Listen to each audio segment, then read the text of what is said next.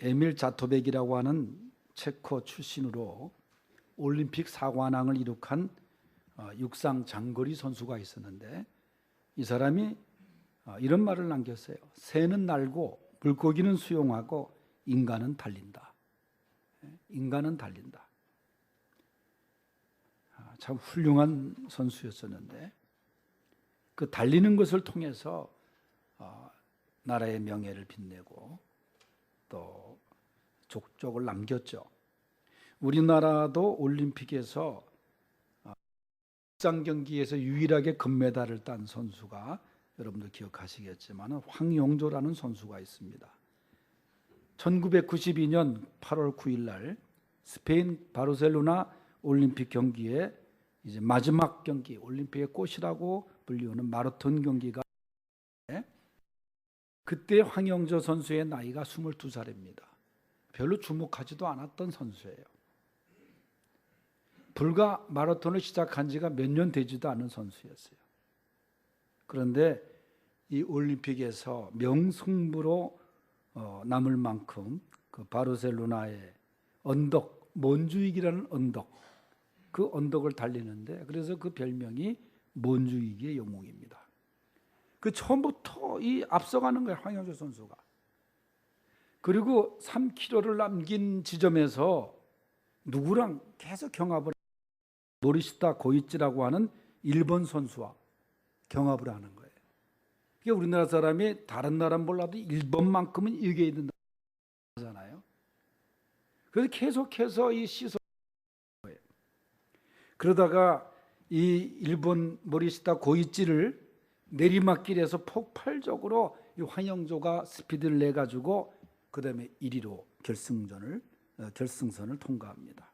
말씀드린 대로 대한민국의 1호이자 유일한 육상 올림픽 금메달이에요. 김기정 선수가 베를린에서 우승을 했지만 그때 일장기를 달고 뛰었기 때문에 그때 애국가가 울려 퍼지고, 황영조 선수가 그 어머니, 해녀 출신 어머니로부터 뭐 이렇게 심장, 이 심폐호흡이 물려받았다, 그런 기사도 있었습니다만은 피나는 노력이 없이는, 훈련이 없이는 되지 못했다는 거예요. 금메달을 따고 황영조 선수 얘기를 했어요. 내가 우승을 했지만 훈련이 너무나 힘들어서 어떤 때는 달리는 차에 뛰어들어가 죽고 싶었다. 그 마라톤 훈련이 얼마나 힘들었으면, 그 당시에 그 감독이 얼마나, 여러분 100m는 100m만 뛰었다 왔다 훈련하면 되지만 마라톤은 42.195를 계속 뛰어야 되잖아요. 그래서 실제로 그 훈련을 하는 중에도 완주를 하면 몸무게가 4kg가 빠진다. 몸무게를 뺄 사람이 있으면 42.1kg, 195kg만 뛰면 4kg가 저절로 빠진다. 모든 경기도 그렇지만은 실전처럼 자기와의 싸움에서 이겨야 되는 거예요. 그의 믿음 생활을 이 마라톤과 같은 경주로 비유를 한 것입니다.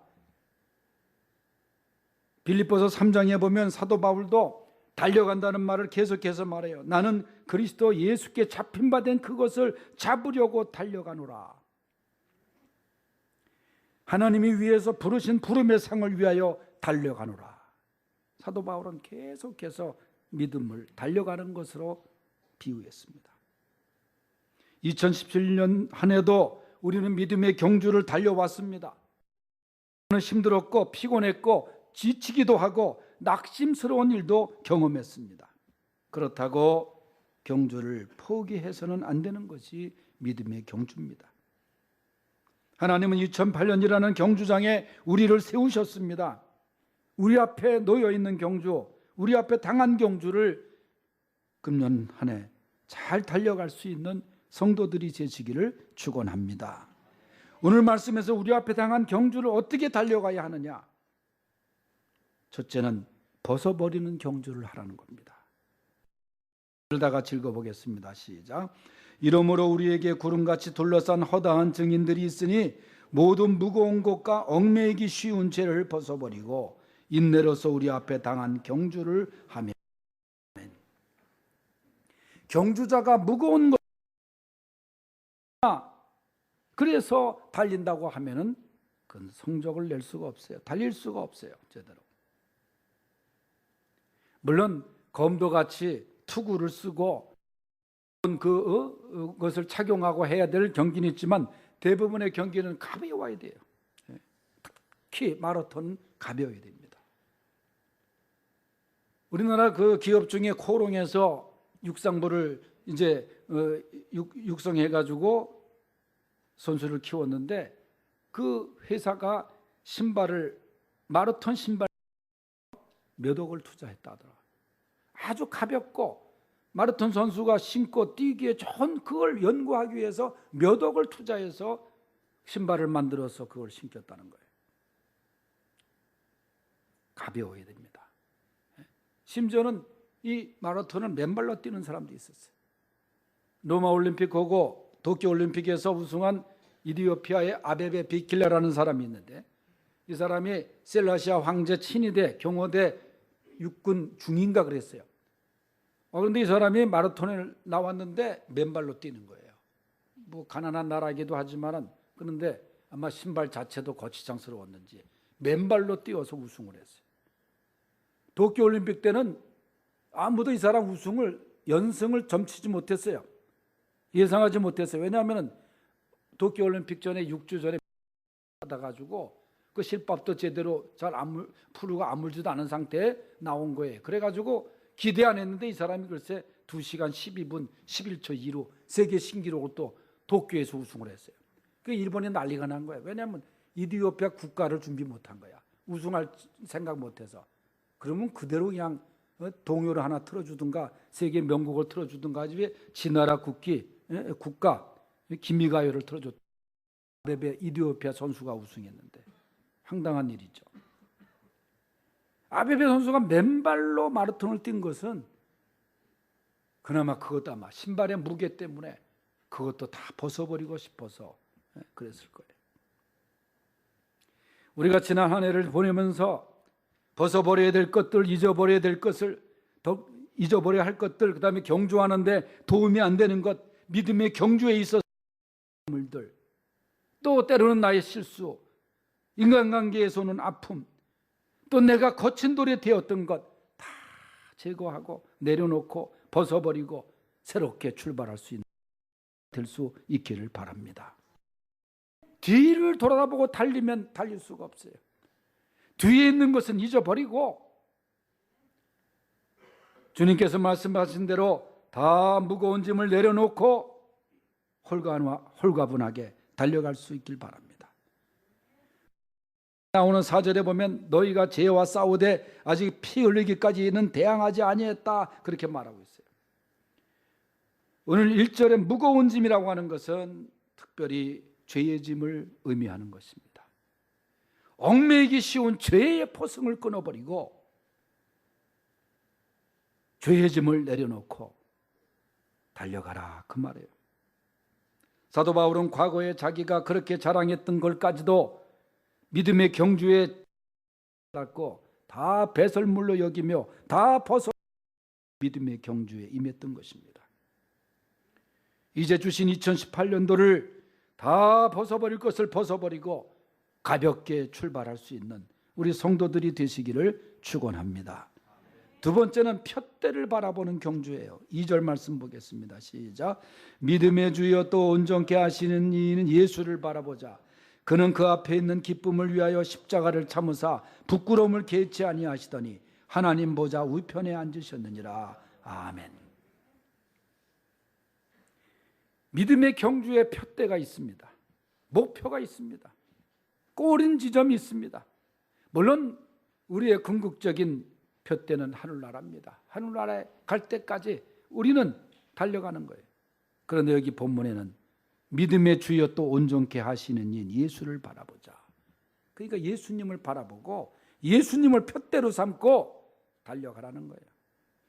바라본다는 말은 시선을 집중시키고 한눈 팔지 말고 오직 예수님을 쳐다보며 그를 향해 달려가라 그 말이에요. 자라나 우러나 치우치지 말고 주저앉지 말고 바라보는 거예요. 인간을 바라보지 말고. 여러분, 아무리 훌륭한 목사님이라도 그분이 신앙의 목표가 아니에요. 어제 어느 아닙니다만 다른 교회 나가시는 권사님이, 저도 처음 이에요. 근데 이야기는 많이 들은 권사님이에요. 딸을 낳자마자 100일 만에 남편이 세상을 떠나고 그 딸을 까지 기도하며 키운 아주 훌륭한 믿음의 엄마. 그런데 그 딸이 공부를 잘하고 그 담임 목사님이 너무너무 좋아하고 교회 자랑이라고 그래가지고 너무너무 하는 거예요. 교인들이 어려운 거 있으면 다 이 딸한테 부탁해서 도움을 받고, 그러다가 딸이 어려운 일을 만나서 있다 보니까 목사님을 찾아가서 목사님 기도해 주세요. 한번 가주세요. 그동안 헌금도 많이 드리고 그랬다는 거예요. 그 얘기는 안 해도 되는데, 그러면서 너무 실망했다는 거예요. 드린다.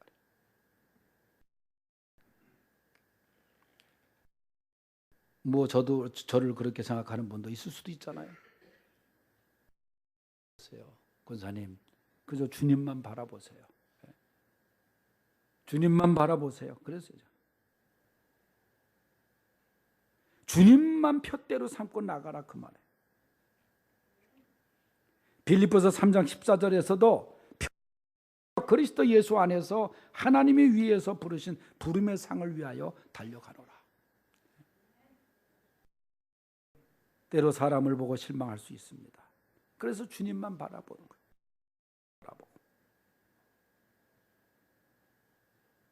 갈라디아서 4장 19절에 보면 사도 바울이 볼 때에 너희 안에 그리스도의 형상이 이루어져. 바라보고 주님을 사모하고 그럴 때 우리에게 언제부턴가 어느샌가 그리스도의 형상이 점점 이루어지고 닮아가는 거예요. 작은 예수가 되어가는 거예요. 여러분, 새해에는 오직 예수 그리스도만 바라보고 우리 앞에 당한 잘 달려가는 우리 수지광성의 성도들이 되시기를 축원합니다. 세상과 나는 강고 부족한 주만 보이도다.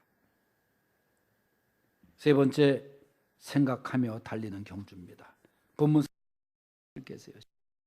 너희가 피곤하여 낙심하지 않기 위하여 죄인들이 이같이 자기에게 거역한 일을 참으신 일을 생각하라. 아멘. 여러분, 우리가 믿음의 경주를 하다 보면은 힘들게 하는 요소가, 오늘 성경은 뭐라고 말하냐면 피곤, 그 다음에 낙심. 믿음 생활 항상 이렇게 올라가는 게 아니에요.